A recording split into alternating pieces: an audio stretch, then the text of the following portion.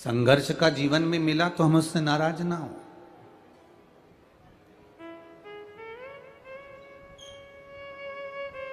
संघर्ष की जिंदगी भी मिले तो हम कभी नाराज ना हो। उसने दिए, कुछ अच्छा सोच कर दी होगी, कुछ अच्छा समझ कर दी होगी, कुछ अच्छा विचार कर दी होगी, कुछ अच्छा सोचा होगा हमारे लिए उस परमात्मा ने, कुछ अच्छा विचार करा होगा उस परमात्मा ने हमारे लिए।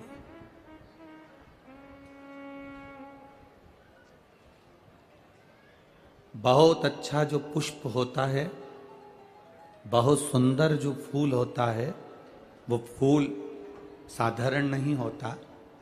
या तो कांटों में लगता है, या कीचड़ में खिलता है, या सूर्य की तपन झेलकर सूर्यमुखी हो जाता है, कीचड़ में रहकर कमल हो जाता है, कांटों में रहकर गुलाब हो जाता है। जो बहुत बहुत अच्छा होता है उसकी जिंदगी में कष्ट तकलीफें बहुत आती है, और भगवान जैसे कीचड़ में कमल को ऊपर रखता है, कांटों में गुलाब को रखता है, वैसे ही आपको भी परमात्मा हाथ में रखता है। उसमें आप यह ना सोचें कि बहुत कष्टप्रद जीवन है हमारा। एक पत्र आया है, उस पत्र में एक बहन ने लिखा है, पत्र सभी अच्छे हैं।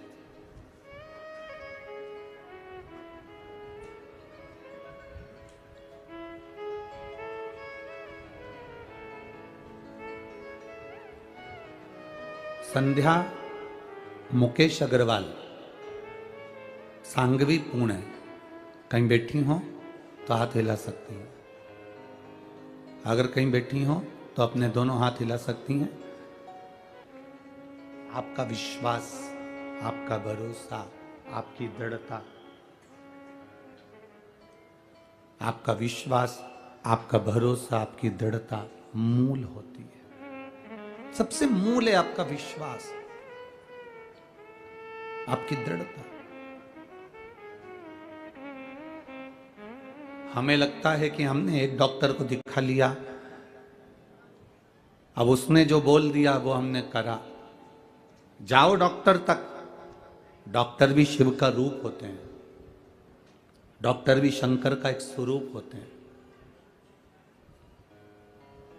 डॉक्टर के पास जरूर जाना चाहिए, दिखाना जरूर चाहिए, पर डॉक्टर के पास जाने के बाद जो दवाइयां लेकर आओ, डॉक्टर से कहकर आओ, उसके बाद में शंकर के मंदिर जाना मत छोड़ना, उस पे चढ़ाया हुआ जल आचमन करना मत छोड़ना। डॉक्टर भी दवाई देता है तो मेरा काल अधिपति महाकाल भी दवाई देता है, वो भी औषधि प्रदान करता है।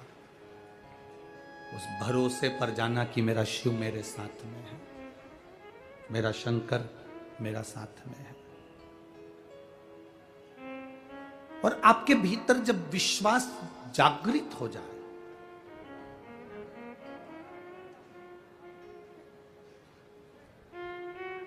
दूसरे नंबर पर जो अष्ट विनायक में गिने जाते हैं वो सिद्धि विनायक गिने जाते हैं। बोलो सही है? अरे जम के तो बोलो। दूसरे नंबर पर अष्ट विनायक में सिद्धि विनायक गिने जाते हैं। मुद्गल पुराण की कथा कहती है, अगर आपने स्मरण करा होगा मुद्गल पुराण में, तो आपने पढ़ा होगा कि सिद्धि विनायक की कथा कोई साधारण कथा नहीं है।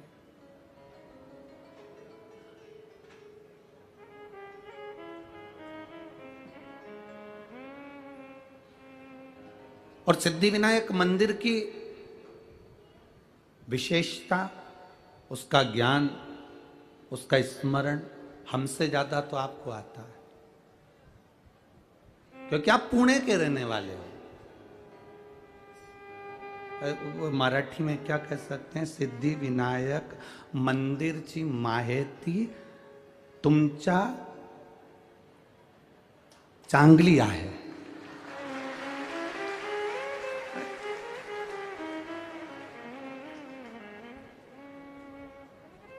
गड़बड़ हो जाए बोलने में तो तुम देख लेना हो, और कोई हम कोई मराठी तो बोलते नहीं ना, इसलिए स्मरण में थोड़ी बहुत स्मरण में आ जावे। वो हमसे अच्छी सिद्धि विनायक जी की माहिती, सिद्धि विनायक मंदिर का स्मरण, सिद्धि विनायक भगवान का स्मरण कि क्यों बैठे वो अष्ट विनायक में एक विनायक बनकर।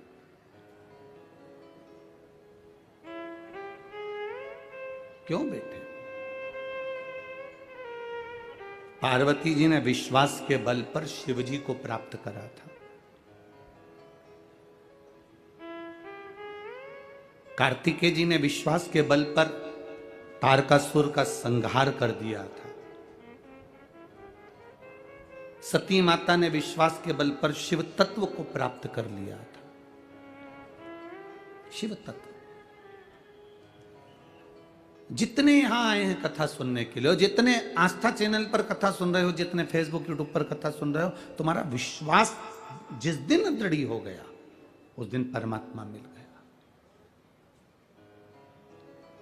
परमात्मा मिलता ही कब है? वो विश्वास के बल पर ही मिलता है, वो भरोसे के बल पर मिलता है। एक छोटे से बच्चे ने एक बात लिखी, उसने एक पत्र में, छोटा सा बच्चा है, देखिए, आशुतोष साहू, कहीं बैठा हो बच्चा तो हाथ हिला सकता है। आशुतोष साहू, मेरी उम्र 7 साल की है। मेरी मम्मी मुझे जल चढ़ाने के लिए शंकर जी के मंदिर भेज देती है। तो मेरी मम्मी से मैंने कहा, क्या मेरा केंद्रीय विद्यालय में प्रवेश हो सकता है? मेरी मां ने कहा, अगर तू शंकर का भजन करता है तो तेरा केंद्रीय विद्यालय में हो जाएगा। पहले भी मैं 2-3 बार केंद्रीय विद्यालय के लिए तैयारी करा, पर नहीं हुआ, लिस्ट में आता ही नहीं नाम। तो मेरी मां ने कहा, एक लोटा जल तो चढ़ा। मैं जल चढ़ाने के लिए गया, केंद्रीय विद्यालय के लिए मैंने इंटरव्यू आदि का आदि सब दिया, पहली लिस्ट आई, परंतु मेरा नहीं हुआ।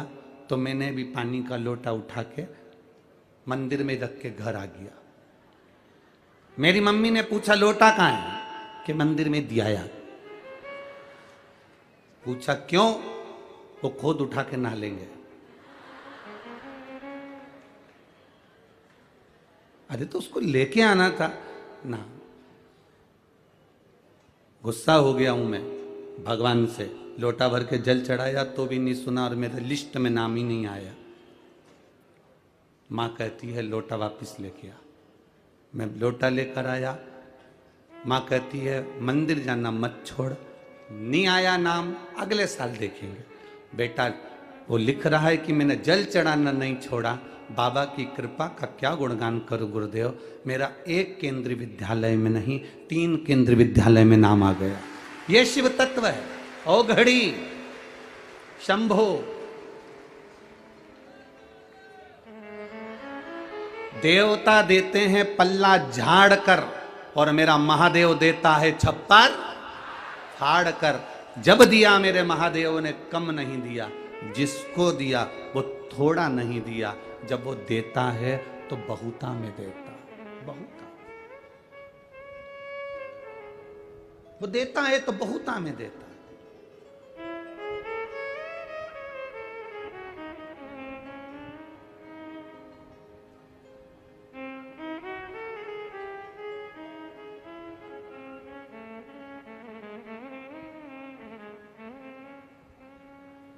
अभी एक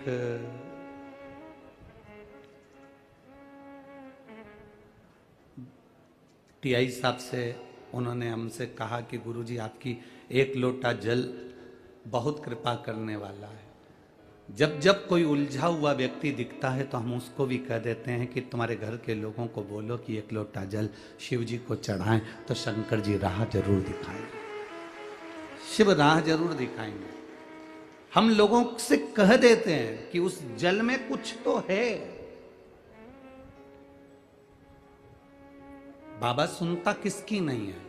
कई लोग आते हैं यहाँ पर, कई लोग बैठे भी होंगे जिन्होंने पशुपति व्रत भी करा होगा, जिन्होंने लोटा भर के जल भी चढ़ाया होगा, प्रदोष का व्रत भी किया होगा, और भोलेनाथ जी नहीं सुने होंगे तो उसको दिल भी दुखा होगा। सुनता किसकी नहीं है? जो केवल जल चढ़ा रहा है, जो केवल मंदिर तक जा रहा है, भगवान किसकी नहीं सुनता। अच्छे से सुनो, जो केवल जल चढ़ा रहा है, केवल मंदिर तक जा रहा है, मंदिर तक शरीर भी जा रहा है, जल भी जा रहा है, पर उसका दिल नहीं जा पा रहा, इसलिए बाबा सुन नहीं पा रहा। जिस दिन तुम दिल लेकर मंदिर में चले जाओगे, विश्वास लेकर आज भी तो आए हो, लाखों की संख्या में आए हो। अभी हम देख रहे थे आते आते रोड के डिवाइडर पर पेड़ों के नीचे लोग अपना अपना छाता लेकर रोडों पर बैठे हुए हैं, विश्वास लेकर आज भी तो पहुंचे हो। और तुम कहीं पर भी बैठकर कथा सुन रहे हो, तुम्हारा भरोसा, तुम्हारा विश्वास, तुम्हारी दृढ़ता मेरे महादेव के चरणों के प्रति है, इसलिए 3 महीने में झोली भरने की जवाबदारी उस महादेव की है। खाली नहीं भेजेगा वो।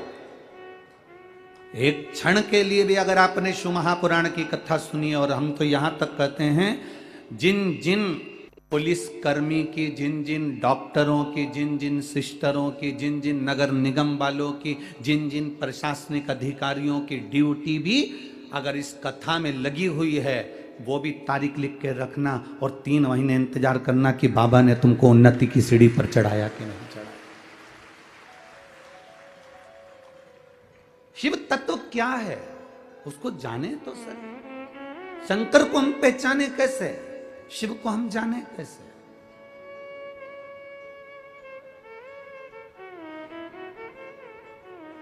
वो पुणे की इस धरा पर अष्ट विनायक में से एक विनायक श्री सिद्धि विनायक भी है।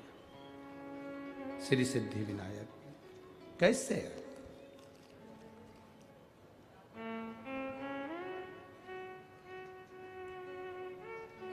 एक ब्राह्मणी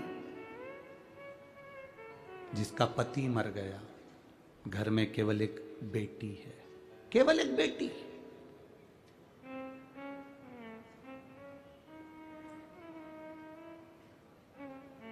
जिसका कोई नहीं उसका तो भोले है यारो।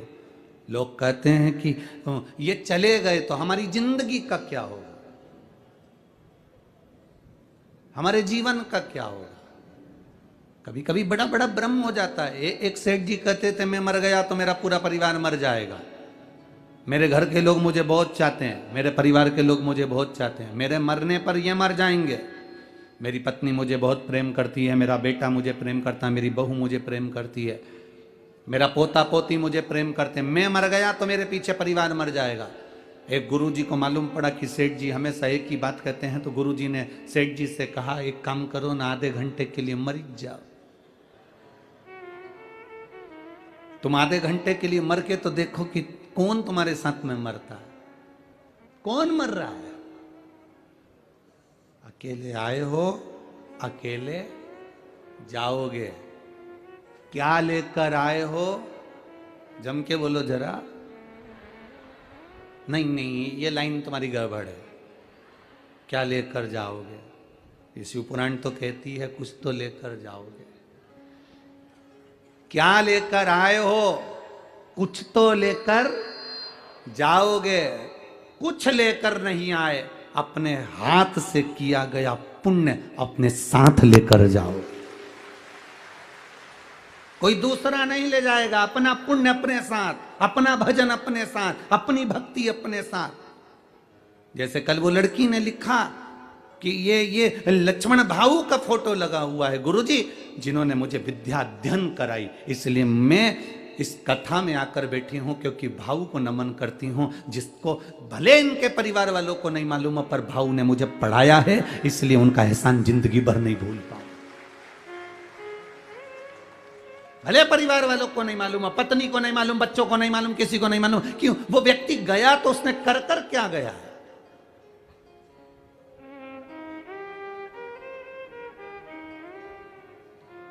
आमदार, खासदार, अध्यक्ष, उपाध्यक्ष, मिनिस्टर, मंत्री, ये सब पद तुमको मिल सकते हैं, पर निवेदन है इस पद पर पहुंचने पर तुम अपने हृदय से दया और धर्म बंद मत कर देना, ये चलती रहने देना। उसका कारण ये है कुर्सी और पद तो बदलते रहेंगे, पर तुमने अगर कुछ पुण्य करा है, तुमने अगर कुछ दान करा है, तुमने कोई अच्छा कर्म करा है, तुमने जिंदगी में कोई अच्छा कृत्य करा है, तो वो तुम्हारे साथ जीवन पर्यंत यहां भी और वहां भी काम आएगा। और वो आता है, वो आता है।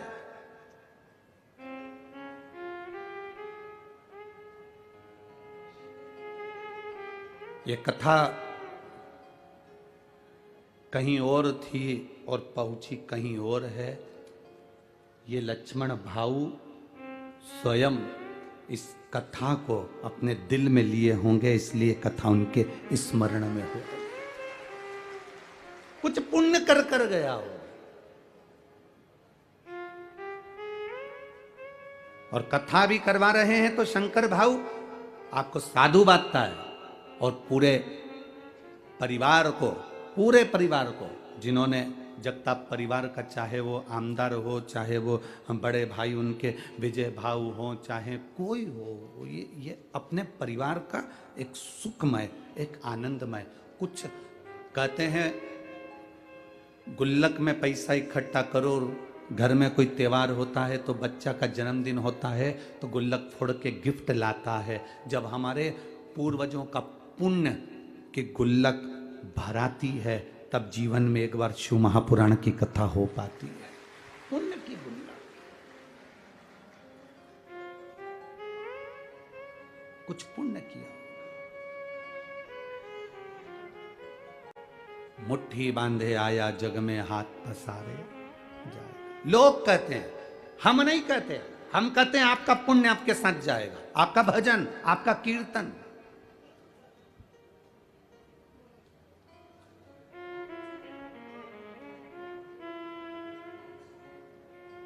बीमा कंपनी वाले कहते हैं इतने का बीमा करा लो, तुम मरोगे तो घर वालों को इतना मिल जाएगा।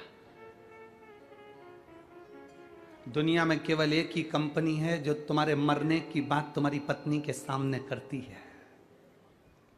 पत्नी सोफे पर बैठी रहती है और बीमा वाला कहता है भाऊ बीमा करवा लो ना, तुम्हारा कहीं एक्सीडेंट हो गया तो इतनी रिकवर राशि मिल जाएगी। और पत्नी बड़े प्रेम से पल्लू डाल के सुनती रहती है, इतनी इतनी राशि मिल जाएगी।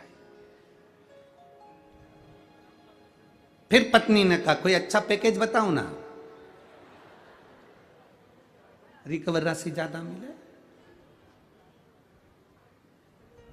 सेठ भी ऐसे ही कह रहा था, मैं मर गया मेरे पीछे पूरा परिवार मर जाएगा। गुरुजी ने कहा तू आधा घंटा मर जा। नहीं, मैं काहे को मरूं? अगर मैं मर गया तो मेरी पत्नी को कुछ हो गया, मेरे बच्चों को कुछ हो गया, मेरी पोता पोती को कुछ हो गया, तुम मर तो सही। उसने कहा नहीं मरूं। सेठ जी से गुरुजी करे 5 मिनट आधे घंटे मर जा, बाकी का मुझे देखना है कि तेरा परिवार कितना मरता है, मुझे देखना ही है। और अगर मेरे परिवार को कुछ हो गया तो गुरुजी ने कहा जवाबदारी मेरी, तू तो मर। पानी पीते पीते सेठ जी लुढ़क गए। डॉक्टर को बुलाया, थोड़े से रुपए देकर गुरुजी ने कहा तुम यहीं बैठ जाओ और कह दो ये मर गया। डॉक्टर ने भी कह दिया मर गया। पत्नी धाड़ धाड़ के रोने लगी, खूब रो, नई नई डिजाइन में रोई, खूब रोई। गुरुजी ने पूछा क्यों रो रही हो सेठानी? सेठानी कहती है मेरा पति चले गया। गुरुजी ने कहा मेरे पास में एक ऐसी बूटी रखी है, मैं तुम्हें दूंगा, तुम खा लेना, तुम मर जाओगी, पति जिंदा हो जाएगा। पति जिंदा। पत्नी रोती रोती बोली इनकी तो उम्र हो गई थी, इनकी तो उम्र हो गई थी। पति जमीन पर पड़ा पड़ा सोचने लगा, भी परसों के दिन कह रही थी तुम कितने हैंडसम लगते, और अब कह रही है कि इनकी तो उम्र हो गई थी। पति उठने ही वाला था, इतने में गुरुजी ने चिमटा खोड़ दिया, पड़े रहे वहीं पर। थोड़ी देर बाद बेटा रो रहा था, तू क्यों रो रहा है? मेरे पिताजी चले गए, ये भी नहीं बता के गए किससे कितना लेना था। अब बाप पड़ा पड़ा मन में सोच रहा है इसको लेनदारी की पड़ गई, बाप पड़ा उसकी जरा सा दुख नहीं है। इतने में गुरुजी ने कहा ले बूटी तू खा ले, तू खाएगा तू मर जाएगा, तेरा बाप जिंदा हो जाएगा, पिता जिंदा हो जाएगा। बेटा बोला पिताजी कह रहे थे अब तुम्हें सारा काम संभाल। पोता रो रहा था, तू क्यों रो रहा है? मेरे दादाजी चले गए, तो अब मुझे कुरकुरा कौन दिलाएगा? तो गुरुजी बोले ले बूटी तू खा ले। इतने में छोटा सा पोता गुरुजी के गले में हाथ डालकर बोला गुरुजी तुम्हारा ना कोई आगे ना कोई तुम्हारा पीछे, तुम नहीं खा लो। और सब मिलके बा गुरुजी को बूटी खिला रहे। अब गुरुजी ने उसको उठाया, उठ जा उठ जा। ये तू कहता था मैं गया तो सब चले जाएगा। लोगों को लगता है मैं कर रहा हूं। सास कहती है मैं जिंदा हूं जब तक घर चल रहा है, जिस दिन मैं मर गई आटे दाल का भाव मालूम पड़ जाएगा। तो मेरा बूढ़ी बूढ़ी माताओं से निवेदन है, आधा घंटा मर के तो देखो। तुम जिंदा हो तो भी और मर जाओगे तो भी। हमारे यहाँ की तो रीति बनी है, मरने के पहले और मरने के बाद का समय निकाल कर देखना।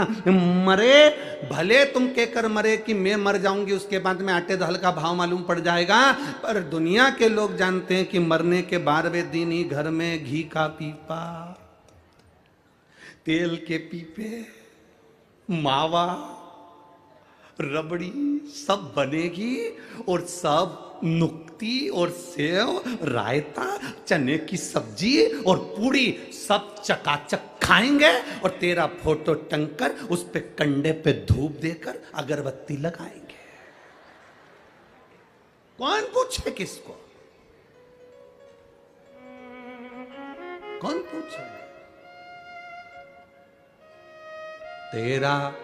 तेरा दिन याद करे क्यों रे नर शिव नाम क्यों नहीं जपे। कितने दिन याद करेंगे? केवल 13 दिन। फिर कौन याद कर रहा, किसको याद करे? अपने हाथों से दान करते चलना, अपने हाथों से पुण्य करते चलना। जैसे ये लक्ष्मण भाऊ भले संसार सागर से गए हों, पर उन्होंने अपने हाथों से ऐसा पुण्य कर कर गए कि वो जिंदगी का एक आनंद दे गए। पद मिले, प्रतिष्ठा मिले, चूकना मती किसी का भला करने में। दीपावली पर जो आतिशबाजी में सुख नहीं मिलता, दिवाली पर जो फटाके फोड़ने में सुख नहीं मिलता, होली पर जो रंग उड़ाने में सुख नहीं मिलता, गणेश जी को जो लड्डू खिलाने में सुख नहीं मिलता, वो सुख एक गरीब के चेहरे पर प्रसन्नता लाने से मिलता है। एक दुखी व्यक्ति के चेहरे पर प्रसन्नता लाने से मिलता है।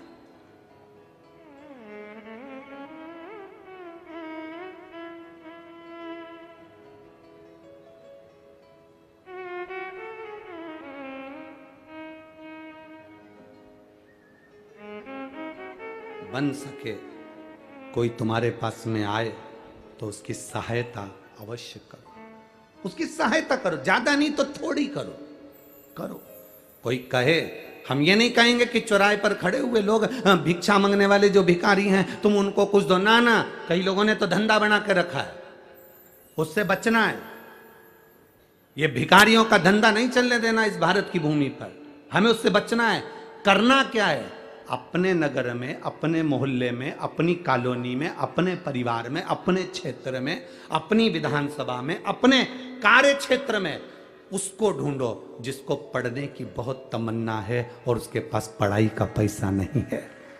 उसको ढूंढो जिसके शरीर में दवाई रोग है पर दवाई का पैसा नहीं है। उसको ढूंढो जिसको बहुत उन्नति करना है पर कोई सीढ़ी लगाने वाला नहीं है।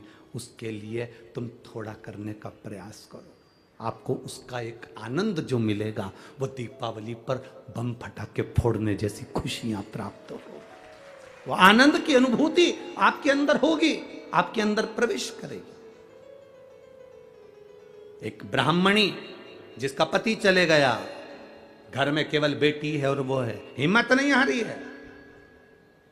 पति गया, बच्चों को संस्कार दिया, अपनी बेटी को संस्कार दे रही है और संस्कार में पीछे नहीं हटना। यह सिद्धि विनायक की दूसरे नंबर के विनायक की कथा चल रही है। अष्ट विनायक में से दूसरे विनायक की कथा चल रही है कि सिद्धि विनायक नाम, सिद्धि विनायक कैसे विराजमान हुए, सिद्धि विनायक कैसे आए और सिद्धि विनायक का मतलब क्या है, सिद्धि विनायक है कौन।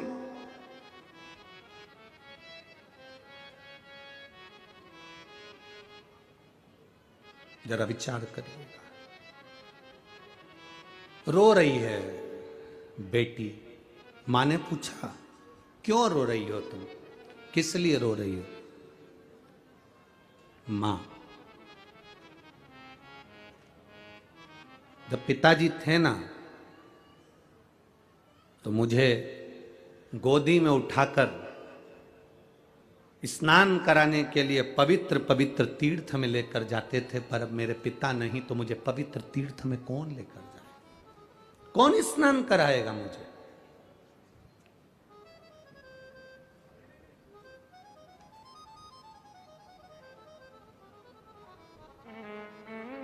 दादा दादी में और माता पिता में एक बहुत बड़ा अंतर होता है, बहुत ध्यान देना इस शब्द पर। दादा दादी में और माता पिता में बहुत बड़ा अंतर होता है। माता पिता बच्चे से कहते हैं कि तुम अच्छे से पढ़ाई करो, और दादा दादी कहते हैं तू थोड़ा सा प्रणाम करा कर, थोड़ा झुका कर, मम्मी की बात माना कर, पापा का कहना माना कर, उनको दंडवत करा कर, उनको प्रणाम करा कर, उनको नमन करा कर। माता पिता बच्चे को पढ़ने का प्रेशर देते हैं और दादा दादी अपने पोते को संस्कार का प्रेशर देते हैं कि ये अच्छा बने।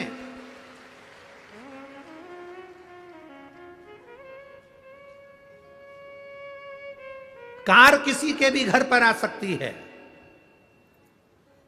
लोन लो कार लाओ। बोलो री जीजियों, ए पूर्णा वालियों, बोलो सही है कि गलत है। हम पहले एक बार कथा में कहे थे, मकान, घर, हाउस और फ्लैट, इनमें बहुत अंतर है। मकान के कान होते हैं,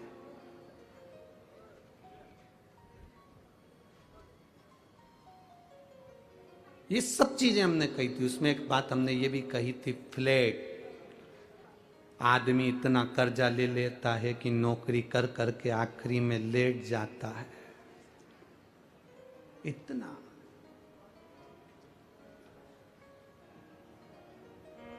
लोन लो, गाड़ी लो, गाड़ी किसी के घर पर भी आ सकती है, कार किसी के घर पर भी आ सकती है। थोड़ा सा पैसा उठा लो, कार आ जाएगी। कार आने में दिक्कत नहीं है, कार किसी के यहां भी आ सकती है, पर संस्कार हर किसी के यहां नहीं आ पाते हैं। हर किसी के घर में संस्कार नहीं आ पाते। कार तो तुम कोई भी ला सकते हो, थोड़ा सा डाउन पेमेंट जमा करना, पैसा थोड़ा सा जमा कर कर कार लेकर आ जाओगे। संस्कार किसी किसी के घर में आते हैं, हर एक के घर में संस्कार नहीं आते। कई लोग यहाँ पर ऐसे भी बैठे होंगे जिनके बच्चे सुबह उठते हैं, प्रणाम करते हैं, तब ऑफिस जाते हैं। बहू उठती है, मम्मी को प्रणाम करती है, नमन करती है, माँ कैसी हो, कोई दिक्कत तो नहीं है, आप पुणे आई हो, अच्छे से रहना माँ, थोड़े दिन के लिए आई हो, कैसी हो माँ। एक बहू वो होती है जिसके घर में माता पिता के संस्कार झलकते हैं और वो अपने घर के बुजुर्गों को आदर देकर चलती है। बेटा वो होता है जो अपने घर के बुजुर्ग को आदर देकर चलता है। और किसी किसी के घर में ऐसा भी होता है कि माँ रह रही है, खा रही है, पर बोलने का समय किसी के पास नहीं है। पिता रह रहा है, खा रहा है, पर बोलने का समय किसी के पास नहीं है। कार ज्यादा होंगी, बहुत कार होगी, उस कार का कोई मतलब नहीं है अगर घर में श्रेष्ठ संस्कार नहीं, तो कार की महत्वता कुछ भी नहीं है। क्या महत्वता?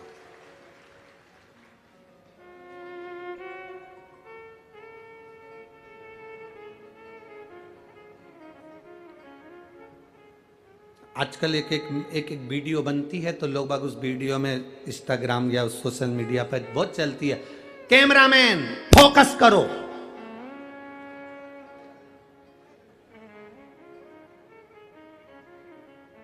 वीडियो चलती है, उस पर लिखा कैमरामैन फोकस करो। अब हम भी तो कहते हैं, शिव भक्त शंकर जी के चरणों पर फोकस करो।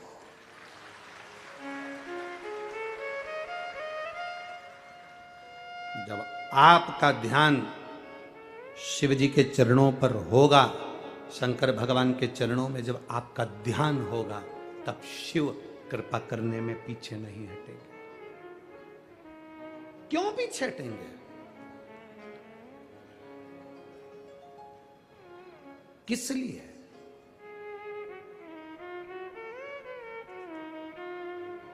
सुबह जब हम मॉर्निंग वॉक में घूम रहे थे तब उस समय पर किसी ने प्रश्न किया, गुरुजी आपको हाथ देखना आता है? हमने कहा नहीं आता। आपको पत्रिका देखना आता है? हमने कहा नहीं आता। क्यों, क्या हुआ?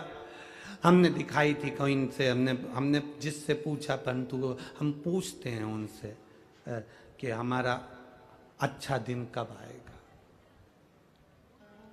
कितने दिन के बाद हम कोई अच्छा काम करें, हमारा वक्त कब अच्छा हो सकता है।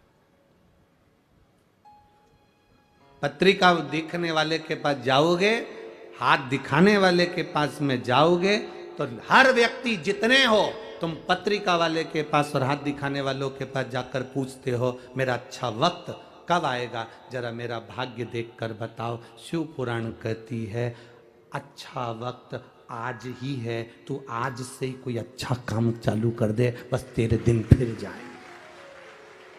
हम इंतजार करते हैं अच्छे वक्त का, वक्त अच्छा आएगा तब मैं यह काम करूंगा, वक्त अच्छा आएगा तब मैं यह काम करूंगा, वक्त जब अच्छा आएगा तब मैं यह काम करूंगा। हम किसी से अकड़ में कह देते हैं मेरा वक्त आन दे तब मैं दिखा दूंगा कि मैं हूं क्या, मेरा समय आन दे तब मैं दिखाऊंगा कि मैं हूं क्या, मेरा वक्त आन दे तब मैं दिखाऊंगा कि मैं हूं क्या। और तब हम कहते, लोगों के सामने कहते रहे, और एक दिन छाती में दर्द हुआ, हॉस्पिटल लेकर गए और डॉक्टर साहब ने कह दिया इसका वक्त आ गया। छाती में दर्द हुआ और डॉक्टर ने कह दिया इसका वक्त आ गया। अब समझो कि हम इतनी अकड़ में जिंदगी जी रहे थे, मेरा वक्त आन दे तब मैं बताऊंगा, मेरा वक्त आन दे तब मैं बताऊंगा। परमात्मा कहता है वक्त किसी के हाथ में नहीं है। घड़ी तुम पहन सकते हो, घड़ी में समय तुम देख सकते हो, घड़ी तुम धारण कर सकते हो, पर समय तुम्हारे हाथ में नहीं है। घड़ी तुम्हारे हाथ में हो सकती है पर समय तो महाकाल के काल अधिपति के हाथ में है। उसके हाथ में समय है, घड़ी तुम्हारे हाथ में है पर समय उसके हाथ में। अच्छा और बुरा तुम किसी से पूछते हो मेरा अच्छा समय बताओ कब आएगा, मेरा हाथ देखकर बताओ मेरा समय अच्छा कब आएगा, मेरा वक्त कब अच्छा आएगा, मेरी पत्रिका देखकर बताओ मेरा वक्त कब अच्छा आएगा। पूरी जिंदगी दिखाते रहना और ये पूछते रहना कि वक्त कब अच्छा आएगा। शिव महापुराण की विद्येश्वर संहिता कहती है वो वक्त कभी नहीं आता। आज जो है, अभी जो है, जैसा आज है इसमें तू ऐसा कर कर निकल जा कि आज के बराबर कोई वक्त तुझे पूछना ही नहीं पड़े और तू उन्नति की सीढ़ी पर चढ़ जा। हमसे लोग कहते हैं अभी देवता सो रहे हैं तो हम दुकान कब डालें, अभी ऐसा हो रहा है, पितृपक्ष आ जाएगा तो 16 दिन अच्छे काम नहीं होंगे तो हम दुकान कब डालें। हम कहते हैं दिन मत देखना, समय मत देखना, तेरा मन जिस दिन कह दे, तेरा दिल जिस दिन कह दे, और तेरे मन के अंदर जिस दिन शंकर आकर विराजमान हो जाए और तेरा दिल कह दे कि आज मुझे दुकान डालना है, आज मुझे यह काम करना है, उस दिन वो काम चालू कर देना, तो उन्नति की सीढ़ी पर चढ़ जाएगा। उसके क्या पूछना, क्या पूछोगे? मौत का समय होता है क्या? अरे बोलो तो नहीं। तुम तो स्टाम्प पे जब सब कुछ लिखो अपनी जायदाद प्रॉपर्टी तो उसमें भी लिख देना मैं शाम को 6 बजे मरूंगी, उससे पहले नहीं मरूंगी। मौत का समय है, मौत का और महाकाल का, मौत का और शिव मंदिर का, मौत का और शिव पुराण का कोई समय नहीं होता। शंकर के पास जब तुम्हारा दिल करे तब पहुंच जाना। समय मत देखना कि शिव को भजने का समय क्या है। जब तुम्हारा मन करे, फ्री हो, 2 मिनट का समय मिल गया, घर का सारा काम हो गया, मालूम पड़े टीवी पर कथा आ रही है तो सुन लो, नहीं आ रही है तो मुख से 2 बार श्री शिवाय नमस्तुभ्यम कह। क्या होता है श्री शिवाय नमस्तुभ्यम कहने से? कहते हैं श्री शिवाय नमस्तुभ्यम बोलने से अगर हमारे आसपास में कुछ बुरा होने वाला है तो वो हमारे पास से दूर हो जाता है और शिव हमारे करीब आ जाता है। शिव मेरे पास में, औघड़ी शंकर मेरे करीब में है, शिव तत्व मेरे पास में है और शिव मेरे करीब में हो।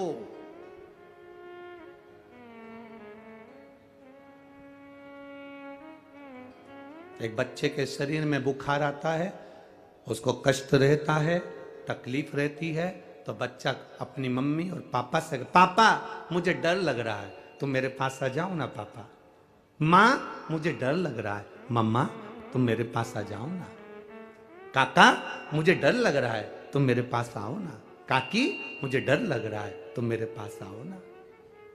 छोटे छोटे मुलगा मुलगी एक शब्द कह देते हैं, छोटे छोटे बच्चे एक शब्द कह देते हैं, आई मुझे डर लग रहा है, मेरे पास आओ ना। भाऊ मुझे डर लग रहा है, मेरे पास आओ ना।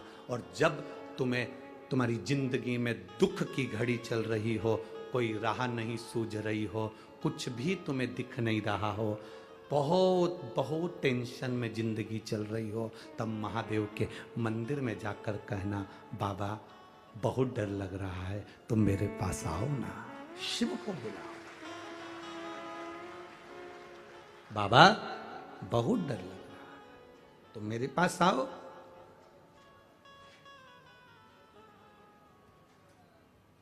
तुम मेरे करीब में आओ। और जिस दिन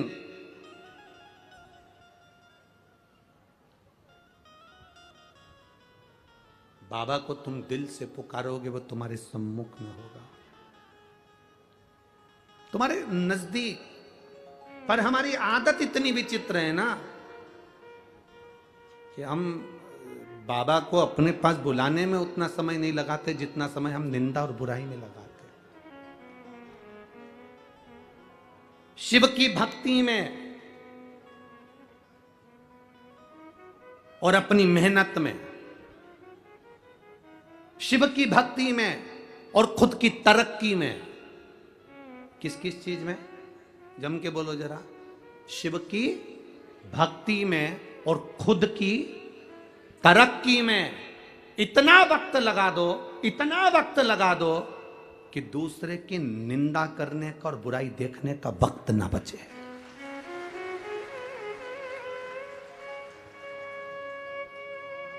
हम क्यों किसी की निंदा करें, हम क्यों किसी की बुराई देखें।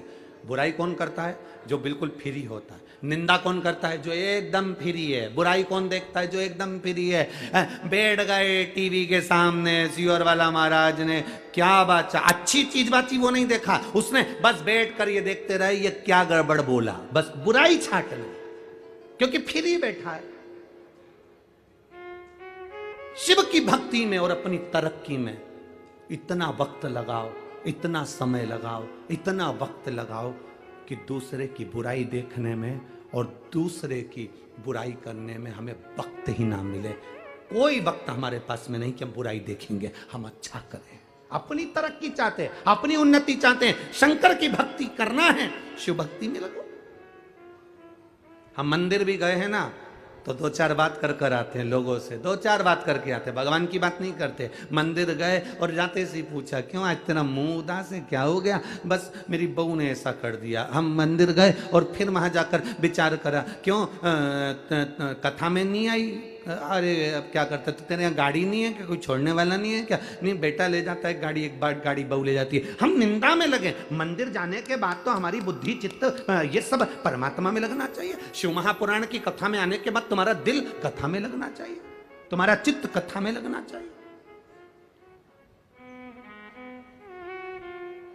कल कोई कह रहा था, गुरुजी ये पुणे महाराष्ट्र में जो कथा हो रही है सांगवी में, एक सुई भी गिर जाए ना गुरुजी तो कथा में मालूम पड़ जाए कि कहां गिरी है। इतनी साइलेंट रहकर लोग कथा सुनते हैं, इतना साइलेंट है। इसी को शिव भक्ति कहते हैं। भक्ति में अपना समय लगा दिया और अपनी तरक्की में अपना समय लगा, का फालतू का समय लगा। लोग फ्री बैठे हैं दिन भर बुराई करने के लिए, दिन भर निंदा करने के लिए। आप फ्री ना बैठे। मां उस ब्राह्मणी ने अपनी बेटी को संस्कार दिए, संस्कार दिए तो बेटी गोदी में बैठकर रोती है कि अब मुझे तीर्थ दर्शन में तीर्थ स्नान कौन कराएगा।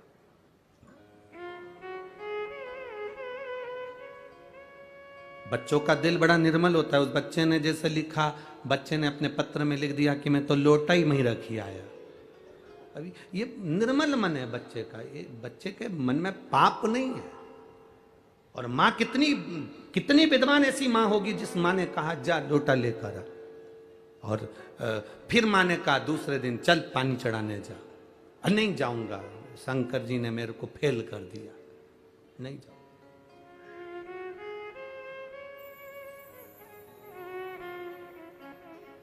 अब उस बच्चे को कौन समझाए, रिजल्ट में फेल हो सकता है पर उसकी करुणा में तू पास हो गया, उसकी दया में तू पास हो गया। कौन समझाए उस बच्चे को। लोटा लेकर आ गया, रख दिया। ये विश्वास, दृढ़ता। ये एक पत्र और है बड़ा सुंदर, देखिए उस पत्र में एक बहन ने लिखा,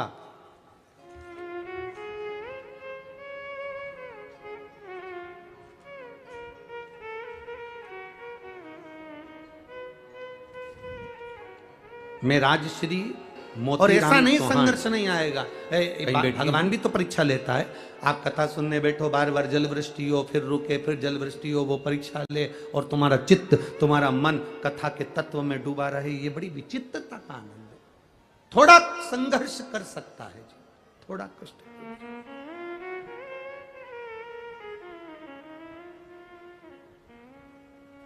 महाराज, अरे तेरा ही दिया मैंने खाया पिया है, तेरा शुक्रिया, तेरा शुक्रिया। मुझे भोले बाबा ने बहुत दे दिया है, तेरा शुक्रिया, तेरा शुक्रिया। मिले समय और बाबा दे तुम्हारे को तो कुछ अच्छा करने का प्रयास जरूर कर, कुछ अच्छा करो। वो कितना सुंदर एक भजन की लाइन में आप लोग कहते हो ना कि भला किसी का, जम के बोलो जरा, भला किसी का कर ना सको तो बुरा किसी का मत करना। फूल नहीं बन सकते तो कांटे बनकर मत। अच्छा करने का प्रयास करो।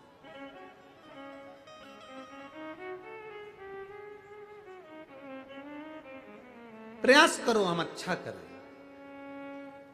प्रयास करो हमारे हाथों से कुछ अच्छा हो। बहुत कठिन होता है दूसरे को बदलना। पर शिव महापुराण की कथा में ये सिद्धि विनायक जो दूसरे नंबर का, अष्ट विनायक में दूसरे नंबर के विनायक की जो कथा चल रही है, ये हमें सीख दे रही है, ये हमें सीख दे रही है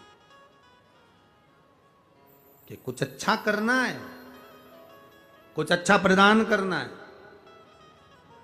मां ने अपनी बेटी से कहा, तू क्यों चिंता करती है मां, मुझे भी पवित्र दिन आया तो पवित्र नदी में स्नान करने जाना है। पिता थे तो ले जाते थे, मुझे ले जाएगा कौन?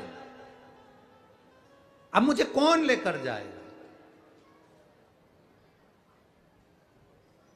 आप पुकारो तो मां ने कहा, तू चिंता मत कर, चल मैं तुझे लेकर चलती हूं, मैं तुझे लेकर चलती हूं।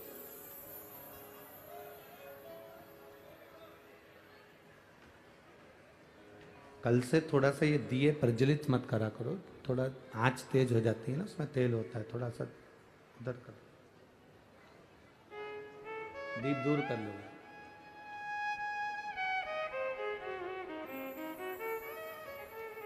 अब तुझे लेकर कौन जाए, कौन लेकर जाए? रखे रहने दो यहीं पर, हाँ एक साइड रख दो बस। अब तुझे लेकर जाए तो जाए को। मां कहती है क्यों चिंता करती है, रहने दो रहने दो रहने दो, अब हो रहा है जल्दी दो। अब तुझे लेकर जाए तो जाए को, शिव कथा कह रही है। मां कहती है मैं तुझे लेकर चलूंगी, मैं ले चलती हूं तुझको। और मां अपनी बेटी को जब ले जाने लगी, ले जाती। मां ने विचार करा कि बेटी को लेकर जाऊंगी, छोटी सी बेटी है, मात्र 7 वर्ष की उसकी उम्र है, केवल 7 वर्ष की उसकी उम्र है, छोटी सी बेटी है। भूख लगेगी रास्ते में, एक काम करती हूं, घर में बासी रोटी रखी हुई थी। बहुत सावधानी से सुनना सिद्धि विनायक भगवान की इस कथा को। भादों के महीने में मिल रही है तो ये जिंदगी का एक आनंद देने वाली है। बासी रोटी घर में रखी हुई थी। मां ने, ब्राह्मणी ने उस बासी रोटी को चूरा करा। चूरा कर कर उस बासी रोटी को चूर कर उसमें थोड़ा सा गुड़ मिला लिया। उसमें थोड़ा सा गुड़ मिलाया और गुड़ को मिलाकर उसका लड्डू तैयार करा मां ने। 4 लड्डू मां ने बनाए। 2 बेटी खा लेगी, 2 मैं खा लूंगी। पानी की छाजल, झारा पानी का एक झारी साथ में रख ली। आधा पानी बेटी पी लेगी, आधा पानी मैं पी लूंगी। 4 लड्डू छाजल का जल लेकर मां और बेटी दोनों चल दिए। दोनों चल।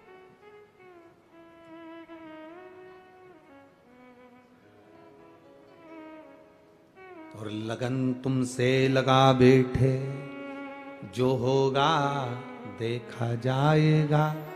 तुम्हें अपना बना बैठे, जो होगा देखा। भीतर के संस्कार थे। मां लेकर चली। जैसे ही तीर्थ स्थल पर पहुंचकर स्नान किया, तीर्थ स्थल जब पहुंचे और स्नान किया, स्नान करते करते बाहर निकली बेटी तो क्या देखती है कि जितने लोग स्नान कर कर जा रहे थे, जितने लोग स्नान करने के बाद जा रहे हैं, वो सब की सब थोड़ा थोड़ा दान करते हुए जा रहे हैं। अब कहीं तीर्थ में जाओ तो थोड़ा दान जरूरी है। सब दान करते हुए जा रहे हैं। बेटी ने अपनी मां से कहा, मां मुझे कुछ दान देने को दे, मुझे कुछ दान करने को दे। मेरे पास में कुछ भी नहीं है। मैं पिता के साथ आती थी तो दान करती थी, अपने पिता के साथ आती थी तो थोड़ा धर्म करती थी। ये दान, ये धर्म एक पिता अपने पुत्र को बताए, एक पिता अपने बच्चों को बताए। कितना सुंदर संवाद आता है जगत गुरु शंकराचार्य जी का। एक संवाद बड़ा बड़ा सुंदर आता है। जगत गुरु शंकराचार्य जी एक जगह भिक्षा मांगने के लिए गए और जगत गुरु शंकराचार्य जी अपने चेलों के साथ जब भिक्षा मांगने के लिए गए तो वहां जाकर उन्होंने अलख लगाई, बेटा भिक्षाम दे, भिक्षाम दे। जैसे ही जगत गुरु शंकराचार्य जी ने आवाज लगाई, अंदर एक छोटी सी बच्ची थी। वो बच्ची अंदर जाकर अपनी माँ से कहती है, माँ दरवाजे पर कोई बाबा आया है, भिक्षा मांग रहा है। इतने में माँ ने कह दिया कि बोल दे, अभी अपने पास में कुछ भी नहीं है। बच्ची ने जाकर बाहर कह दिया, हमारे यहाँ कुछ है नहीं अभी देने के लिए, हमारे पास देने के लिए कुछ नहीं। थोड़ी देर बाद बाबा गया नहीं। जगत गुरु शंकराचार्य जी ने फिर भिक्षा मांगी, मां भिक्षाम दी। बेटी ने फिर कहा, मां वो दरवाजे से जा नहीं रहा, कह दे हमारे यहां पर कोई है नहीं। अभी कहा था कुछ है नहीं देने को, अब कह रही हमारे यहां कोई है नहीं। बेटी ने कहा, बाबा हमारे यहाँ कोई है नहीं, मैं अकेली हूं, अब मैं तुम्हें क्या दूं, मेरे पास देने के लिए कुछ नहीं है। तब जगत गुरु शंकराचार्य जी ने कहा, एक काम कर, तेरे घर की झाड़ू लगा के जो कचरा हो वो मेरे कटोरे में डाल दे, जो कचरा हो तेरे पास में वो डाल दे। झाड़ू लगाई, लड़की ने वो कचरा उठाया, कटोरे में डाल दिया, उस कमंडल में डाल दिया। कमंडल को लेकर जगत गुरु शंकराचार्य जी जब चले तो उनके शिष्य ने कहा, गुरुदेव ये क्या करा तुमने, कचरा ले लिया। जगत गुरु शंकराचार्य जी ने कचरे को फेंक दिया और अपने शिष्य से कहा, उसकी मां ने अपनी बेटी को ज्ञान दिया कि घर में कुछ नहीं है, कोई है नहीं, कुछ नहीं है, कुछ नहीं है। और मैंने बेटी को ज्ञान दिया कि कुछ भी दो पर देव जरूर। बेटी ने भले कचरा दिया पर उस बेटी की आदत में देने की आदत तो पड़ेगी। बेटी को कम से कम देने की आदत तो पड़ेगी। जिस घर में माता पिता के संस्कार ऐसे होते हैं, जा मना कर दे, नहीं है, दरवाजे पर जाकर बाबा से मना कर दे, नहीं है, नहीं है, हमारे यहाँ कुछ नहीं है। जिस बच्चों की आदत घर के लोग ऐसा डाल देते हैं कि कुछ नहीं है, कुछ नहीं है, नहीं देना, नहीं देना, नहीं देना, नहीं है, बस वो बेटी की आदत हो जाती है। ससुराल में जाने के बाद रोज उसके मुंह पर एक ही शब्द रहता है, चाय की पत्ती नहीं है, शक्कर नहीं है, दूध नहीं है, घी नहीं है, बच्चों को पहनाने के, बोल दो, तुम तो बोलो। कपड़े नहीं है, मेहमान में जाएं तो बच्चों को क्या पहनाऊं, बच्चों को स्कूल जाने के जूते नहीं है, उसके मुंह पर एक शब्द रहता नहीं है, बस नहीं है। जिसके संस्कार ऐसे पड़े होते हैं, और एक घर की बहू वो भी होती है, घर में कुछ भी नहीं है तो भी प्रसन्न होकर कहती है थोड़ा बैठो, मैं कुछ बना कर लाती हूँ। देख लेती है घी नहीं है, तेल तो है, देख लेती है ये नहीं तो दूसरा कोई सामान तो है। दरवाजे पर आया हुआ खाली ना जाए, ये घर के संस्कार बताते हैं। आज माँ ने अपनी बेटी को, उस ब्राह्मणी ने अपनी बेटी को संस्कार दिया। बेटी कह रही है माँ मुझे दान करने का सामान दे। माँ कहती है क्या दूं मैं इसको दान करने के? 4 लड्डू थे, हाथ में जल था। माँ ने 4 लड्डू बेटी को दे दिए, जल दे दिया और बेटी से कहा ले ये जल ले जा, ये लड्डू ले जा। बेटी कहती है मैं दान किसको करूं? इतने में माँ के मुंह से निकल गया गणेश जी को 2 लड्डू दे देना और आधा पानी पिला देना, और 2 लड्डू तू खा लेना और आधा पानी तू पी लेना।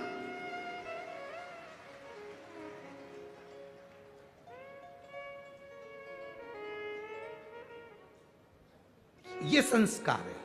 ये नहीं कहा कि कहा गणेश जी को 2 लड्डू दे देना और आधा पानी तू पी लेना और आधा पानी गणेश जी को पिलाना, ले जा जा।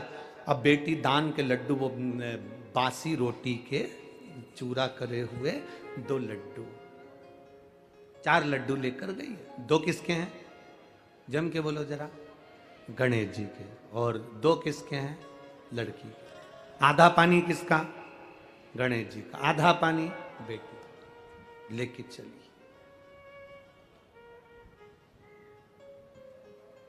अब बासी रोटी का चूरा का लड्डू,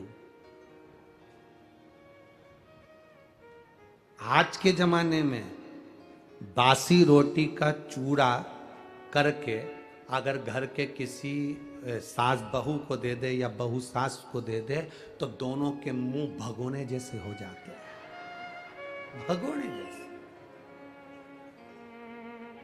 और वो भगोना भी ऐसा जो बहुत दिन से नी मंजा ही नहीं है, ऐसा भगोने जैसा। और इंतजार करती है बहू, इंतजार करती है अपने पति को, देख लो तुम्हारी मम्मी को, मेरे को 4 दिन घर में काम नहीं करना था ना तो मुझको बासी रोटी खाने को दी है। मैं रजस्वला धर्म से हो जाती हूं तो मुझे खाने को भी ठंडी रोटी मिलती है। और फिर इधर सास भी कह देती, देख ले तेरी बहू को मुंह में दांत नहीं तो भी बासी रोटी खाने को देती है। बेचारा पति बीच में मंदिर के घंटे की तरह टंगा है।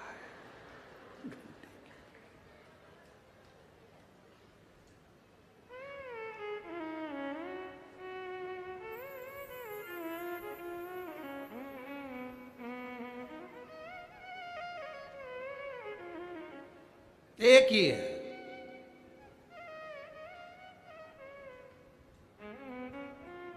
पूरे मंदिर में जितनी भी सामग्री होती है वो महिलाओं के नाम पर होती है। पूजा, रोली, मौली, हल्दी, तुम जितनी भी थाली, अगरबत्ती, जितनी भी नाम निकलेंगे महिलाओं के नाम पर निकलेंगे। किसी ने पूछ लिया था पूरे मंदिर में जो भी सामान है वो महिलाओं के नाम पर है, पुरुषों के नाम पर कुछ नहीं। हमने कहा है घंटा। कैसे नहीं है? एक है वो घंटा है, टंगा जो आता है बजा जाता, तो भी कभी घंटा शिकायत नहीं करता कि मैं टंगा हूं बहुत दिन से। और कोई कोई की तो इतनी आदत रहती है वो जब से 10-20 बार नहीं बजा दे उससे तब तक उसे चैन नहीं मिलता। घंटा भी कहता है क्यों बजा रही है इतना, क्यों बजा रही है? परेशान क्यों बजा? अब बासी रोटी का चूरा और उसमें गुड़ मिला हुआ और उसका लड्डू बनकर 4 लड्डू माँ ने दे दिए, 2 गणेश के और 2 तेरे। आधा पानी गणेश पिएगा, आधा पानी तू पीना, जा दान कर करा। और बेटी हाथ छुड़ा कर माँ का 7 साल की बेटी भरे उस मेले में से, वो बेटी जो भरचक मेला था उस मेले में से वो बेटी बाहर निकली।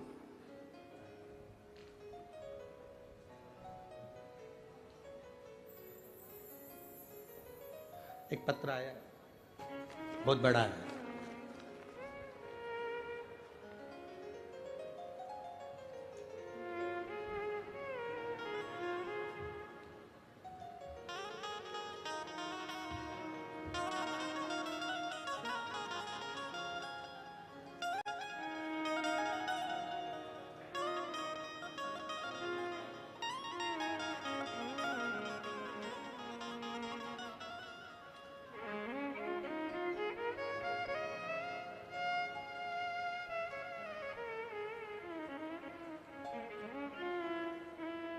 वैभव महादेव पवार, मोहोल जिला सोलापुर।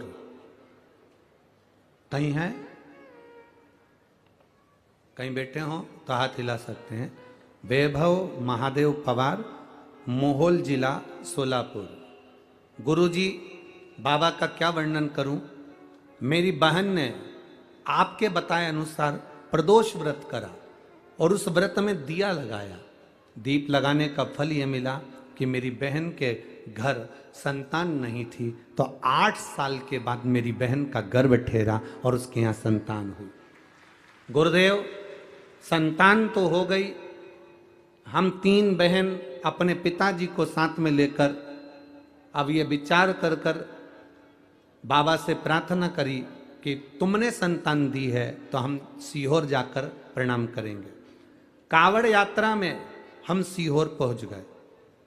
गुरुदेव, हमारी बहन और तीनों बहन और हम सब जब कावड़ यात्रा में गए, बच्चा छोटा था तो बहन बच्चे को लेकर कावड़ यात्रा की भीड़ में नहीं जा सकी। मैं अकेला कावड़ लेकर चला, पर हमारी बहन और बच्चा दोनों की दोनों इस भीड़ में पीछे आगे रह गए, मिल ही नहीं रहे थे। हम बहुत ढूंढे, थोड़ी देर बाद मिल गए। बच्चा और बहन दोनों प्राप्त हो गए, पर कावड़ यात्रा में इतनी भीड़ थी कि कुबेरेश्वर धाम के दर्शन नहीं हो पाए। तो मेरी बहन ने भी दरवाजे के बाहर एक कंकर को उठाकर लेकर आ गई और बाबा से कहकर आई, अब हम तुम्हारे यहाँ आ गए हैं, अब कुछ भी हो तुम्हें महाराष्ट्र आना है।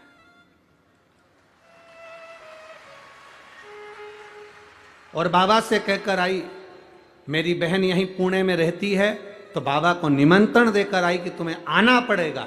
और आज हम प्रसन्न इसलिए हैं कि तुम कहते हो गुरुजी, बाबा 3 महीने में सुनता है।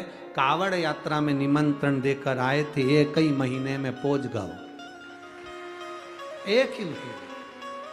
शिव तत्व इसी को कर। आपका विश्वास, आपने अपने बच्चों को क्या दिया है, संस्कार कैसे दिए हैं। हारना तो नहीं सिखाया अपने बच्चों को। ये शिव महापुराण की कथा किसी को हारना नहीं सिखाती। शिव महापुराण की कथा कहती है, जब दुनिया से हार जाओ तब आखिरी में मेरे बाबा कुबेरेश्वर के दरवाजे पर जाकर एक कंकर की पूजन कर आओ। एक कंकर की पूजन। बहुत लोग कहते हैं कुबेरेश्वर धाम पर शिव जी नहीं बैठे। लोग कहते हैं कुबेरेश्वर धाम पर प्राण प्रतिष्ठा नहीं हुई। कुबेरेश्वर धाम पर अभी पूरी व्यवस्था नहीं है, सब काम चल रहा है, निर्माणाधीन है। ना वहां पर ज्यादा ठहरने की व्यवस्था है, ना वहां पर रुकने की व्यवस्था है, ना वहां पर पूरी कोई व्यवस्था है। वहां तो अभी इतने लेट बात भी तैयार नहीं कि हम तुमसे कह दें कि आपको वहां पूरी व्यवस्था। ना ना ना, वहां तो केवल वहां का कंकर और शंकर, जिसने दिल से, स्थान है कंकर शंकर का, जहां पर हम कंकर की पूजन करते थे शंकर मानकर, उस स्थान पर आप भी बैठकर एक बार दिल से कंकर शंकर की पूजन कर कर आना और दिल से बोल कर आना, बाबा तू मेरे साथ चल, मेरा कल्याण करना और मेरी झोली खुशियों से भरना। वो फिर बुला लेगा, फिर बुलाएगा। क्या है कुबेरेश्वर धाम पर? हम कहते पूरी दुनिया में शिव है, पर कुबेरेश्वर धाम की धरा पर कंकर शंकर है। कंकर शंकर है शिव की प्राप्ति का केंद्र बिंदु। ले 2 लड्डू तेरे, 2 लड्डू गणेश को दान कर देना। अब मां के मुंह से निकल गया, गणेश को दे देना।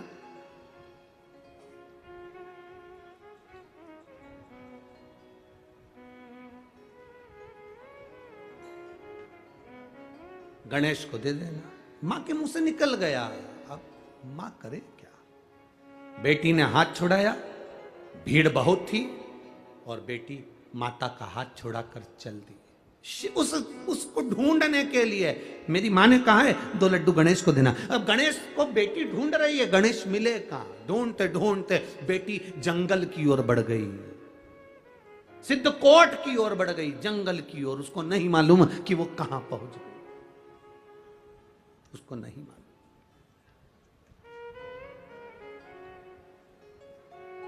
मां बेटी को ढूंढ रही है, बेटी मां को ढूंढ रही है। बेटी मां को नहीं ढूंढ रही, बेटी गणेश जी को ढूंढ रही है। 2 लड्डू देना है, पानी पिलाना है, फिर मेरे को लड्डू खाना है और पानी पीना है, दान करना है मुझे। गणेश जी मिले तो सही। ढूंढते ढूंढते जंगल में पहुंच गई, भीड़ से दूर। भयंकर जंगल, भयंकर वन। बेटी उस जंगल में, उसको भय नहीं है। मां को भय है मेरी बेटी कहां चली गई, पर बेटी को भय नहीं है, क्योंकि वो ढूंढने गणेश जी को गई है। जो शंकर को ढूंढता है, जो परमात्मा को ढूंढता है, उसको वीराने में भी भय नहीं होता। जो संसार को ढूंढता है वो भय खाता है।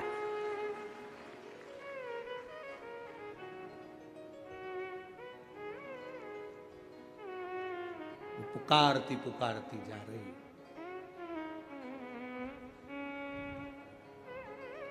पुकारती।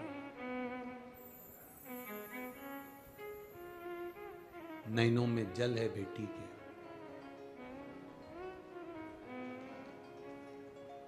और नैनों में जल भरकर पुकारती हुई जा रही, पुकारती। मुझे तेरा ही सहारा है मेरे भोले बाबा।